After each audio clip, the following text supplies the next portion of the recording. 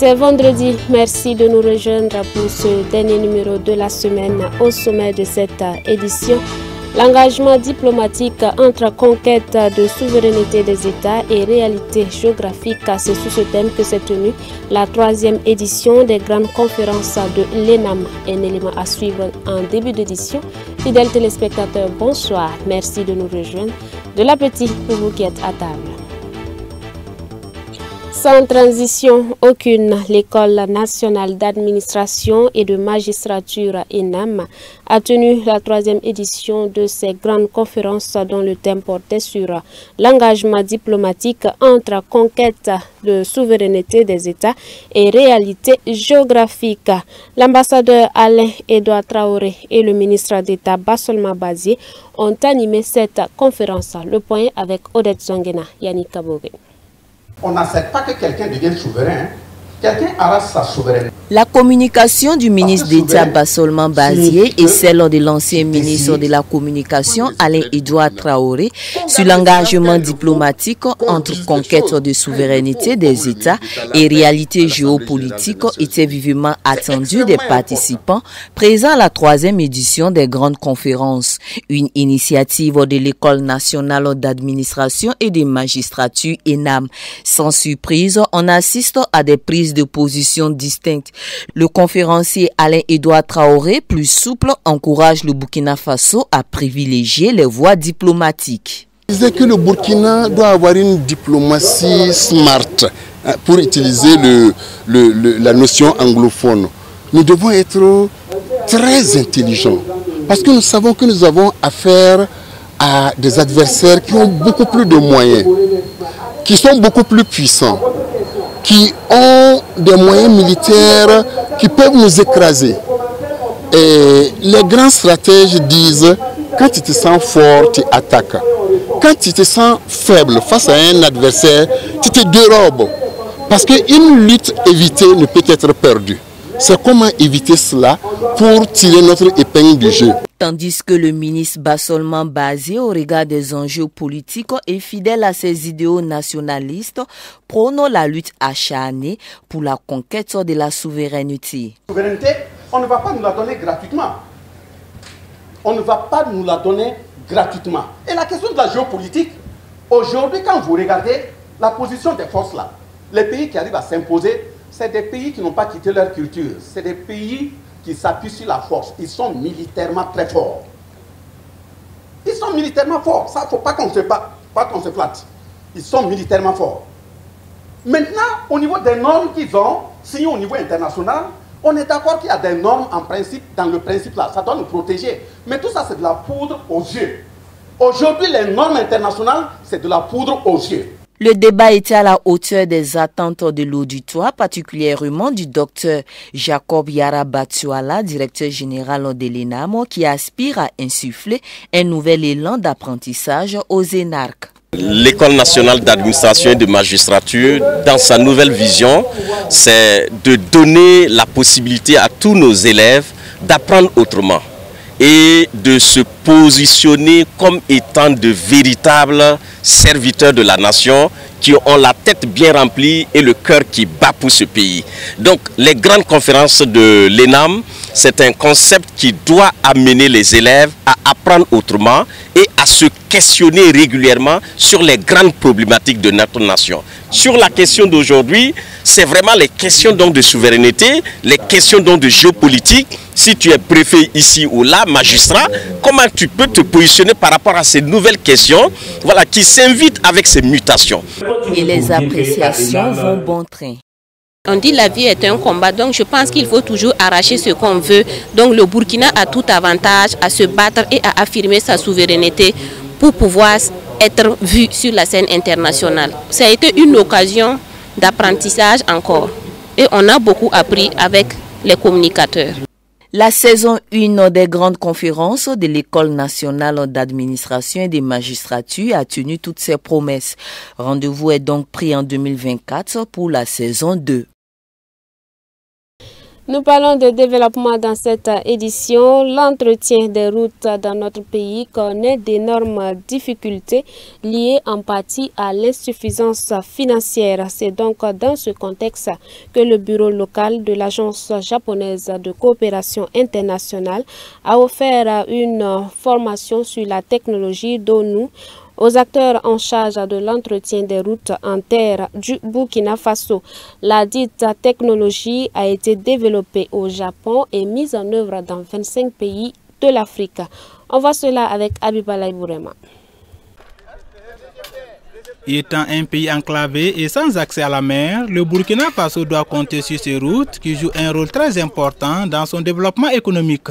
Ainsi, un partenaire conscient de ces défis a offert aux acteurs en charge de l'entretien des routes en terre du pays une formation sur la technologie d'ONU.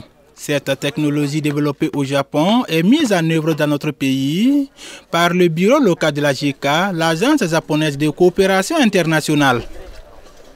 Cette méthode-là, il faut se dire que ça peut se faire dans les villages. C'est sur nos pistes rurales, c'est beaucoup plus adapté. Ce sont des sacs de gîtes de terre, des terres vraiment, ce n'est pas des terres argileuses, mais beaucoup plus graveleux, qu'on dispose, on compacte à une intensité donnée, et ça peut supporter plus de 25 tonnes à l'essieu, lorsque c'est bien fait.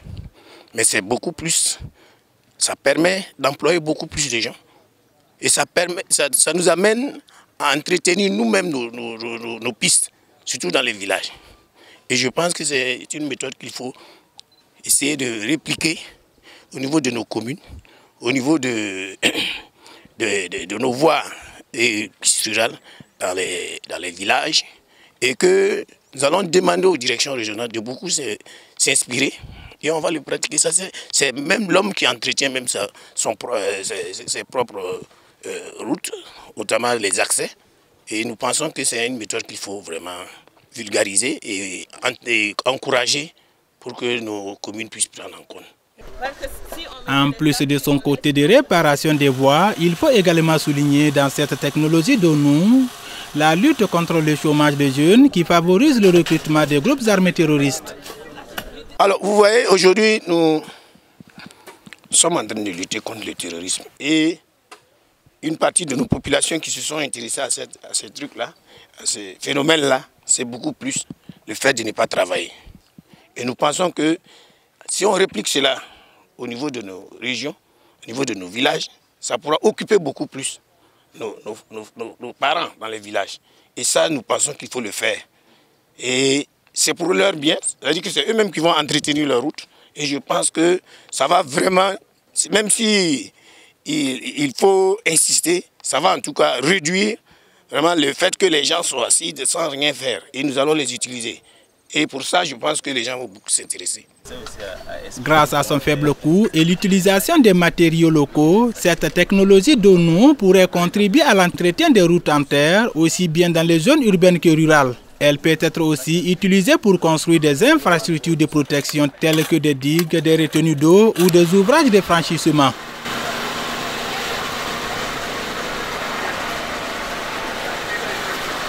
Un autre sujet dans cette édition, du 23 au 26 novembre prochain, se célébrera le centenaire de l'église de l'Alliance chrétienne au Burkina Faso. En prélude donc à ce grand rendez-vous, plusieurs activités sont menées. Zoom sur la célébration à l'église centrale de l'Alliance chrétienne de Ouagadougou. Avec Abibalaï Bourema, Gédéon Tapsoba. L'idée est née en 1886 aux États-Unis, une idée qui consistait à créer un rassemblement de chrétiens engagés à propager l'évangile authentique de Jésus-Christ. C'est à partir de 1970 que l'Alliance chrétienne devient une dénomination. Au Burkina Faso, c'est en 1923 que les premiers missionnaires de ce mouvement y foulent les pieds. Notre église, comme l'avons dit, le fondateur, c'est le révérend Albert Benjamin Simpson. Sa vision, c'était de rassembler les chrétiens de tous bords. Il n'a pas commencé avec l'idée de créer une dénomination. D'ailleurs, la mission est devenue une dénomination après son décès. Sinon, de son vivant, il avait vraiment mis l'accent sur l'envoi des missionnaires et cela a vraiment porter. Parce que de son vivant, avec donc le charisme qu'il avait, les enseignements qu'il avait, sa foi et sa conviction à l'œuvre de Dieu, il arrivait à rassembler des chrétiens de tous bords. Et cela a fait qu'il y a eu un boom dans l'envoi des missionnaires un peu partout dans le monde.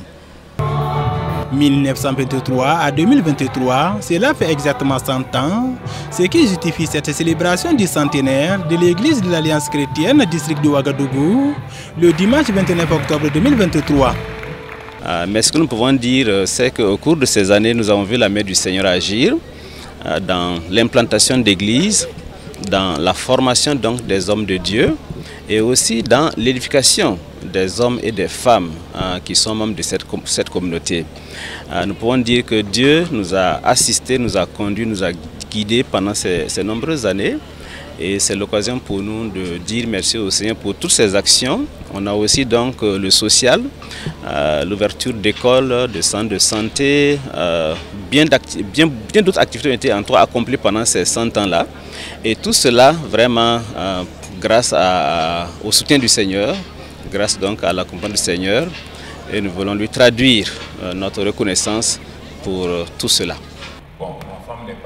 Selon le fondateur du Centre international d'évangélisation, Mission intérieure africaine, qui a connu le début de l'église de l'Alliance chrétienne au Burkina Faso, elle est l'une des églises les plus dynamiques de notre pays.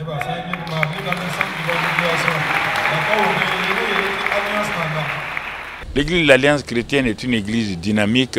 Ça fait 100 ans qu'ils sont là. Il faut le reconnaître que bon, ils ont beaucoup aidé à la mise en place de l'église, non seulement au Mali, dans plusieurs endroits.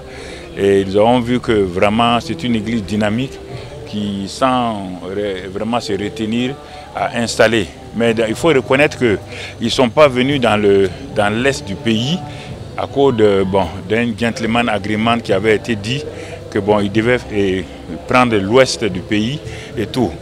Mais après, au temps de la Révolution, je crois que ce gentleman agreement a été un peu mis de côté. Ça a permis à l'Alliance aussi de venir dans tout l'est du pays pour aller de l'avant. Sinon, vous voyez la dynamique des jeunes qui sont là, ils sont dynamiques, les jeunes pasteurs, les anciens, ils ont été nos pères.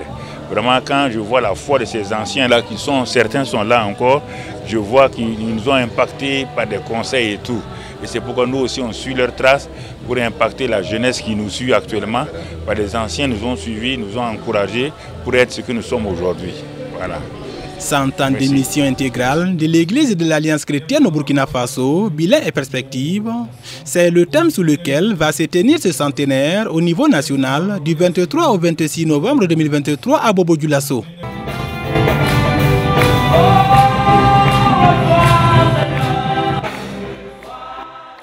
Nous parlons de l'environnement pour ouvrir la page de l'actualité hors de chez nous. Le gouvernement brésilien a annoncé ce jeudi une baisse de 22,3% en un an de la déforestation. Lors d'une conférence de presse pour présenter les 10 résultats, la ministre de l'Environnement Marina Silva se dit optimiste quant à l'avenir de la grande forêt amazonienne. Le gouvernement brésilien a annoncé jeudi une baisse de 22,3% en un an de la déforestation en Amazonie. Lors d'une conférence de presse pour présenter les résultats, la ministre de l'Environnement Marina Silva s'est montrée optimiste quant à l'avenir de la plus grande forêt tropicale du monde.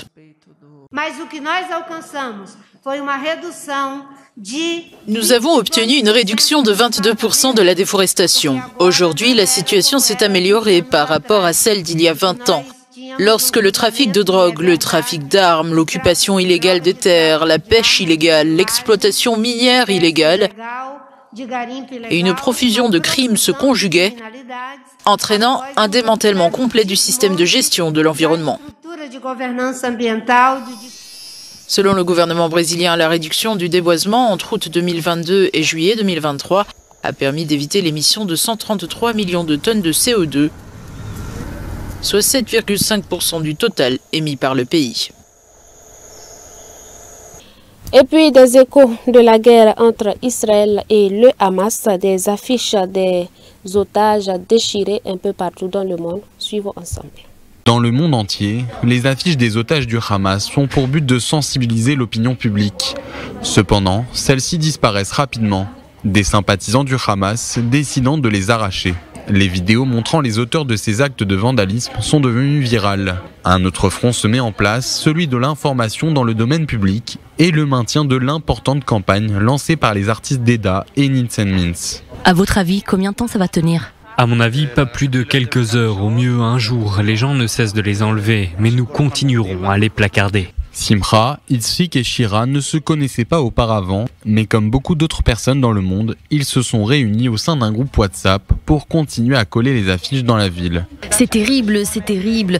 Hier, au 59 Columbus Square, ma fille de 8 ans et moi sommes allés à poser des affiches et ce matin, quand je me suis levée, elles avaient disparu. Mais il y en a de nouvelles, les gens viennent d'eux-mêmes pour placarder des affiches. Pendant qu'ils collent les affiches, certains passants les félicitent. C'est douloureux de voir qu'il y a des gens qui n'ont aucune sensibilité. Comment peut-on arracher une affiche représentant des civils innocents qui ont été kidnappés ? C'est la question que se posent ceux qui constatent la disparition des affiches. La meilleure des réponses, filmer clairement ces actes et les visages de ses auteurs. Ces sœurs sont devenues célèbres et ont fait la couverture du New York Post. Les visages exposés sont désormais utilisés dans le cadre d'une campagne en ligne. De plus en plus de personnes ont vu leur identité être révélée, de même que leur lieu de travail ou leur établissement d'enseignement. Certaines personnes ont été licenciées et d'autres prises en flagrant délit et ayant réagi violemment ont été arrêtées. Yoav Davis a fondé la célèbre page Jews of New York et reçoit chaque jour des témoignages de personnes qui arrachent les affiches. Jamais dans cette ville nous n'avons rencontré ce phénomène de destruction d'affiches, pas même pour la disparition d'un chien. Ces gens sont dangereux, c'est pourquoi le name and shame est donc pour nous essentiel. Il faut trouver leur nom, les dénoncer publiquement sur les réseaux. Il n'y a pas beaucoup d'employeurs qui souhaitent embaucher de telles personnes. Il existe également un certain nombre de méthodes créatives qui ont été mises au point pour rendre les affiches plus difficiles à enlever. L'application d'huile ou de vaseline par exemple. Voilà qui met fin à cette édition, également fin à cette semaine, et nous méditons la parole de Dieu. Rendons grâce au Père qui nous a rendus capables d'avoir part à l'héritage des saints dans la lumière, qui nous a délivrés de la puissance des ténèbres et nous a transportés dans le royaume du Fils de son amour, en qui nous avons la rédemption et la rémission de nos péchés. Voici donc un passage tiré de Colossiens, le chapitre 1. Souvenons-nous que ce Fils de l'amour de Dieu n'est personne d'autre que Jésus-Christ, l'auteur, le consommateur, le chef et le rémunérateur de notre foi. Et pour nos téléspectateurs qui n'ont pas encore fait le pas d'accepter Jésus-Christ, nous vous invitons donc à le faire afin de bénéficier de cet amour que Dieu nous donne. Merci de nous avoir reçus depuis Tenkodogo. Bonsoir à vous, demeurez bénis en Christ Jésus. Aristide Ouedraogo a réalisé cette édition.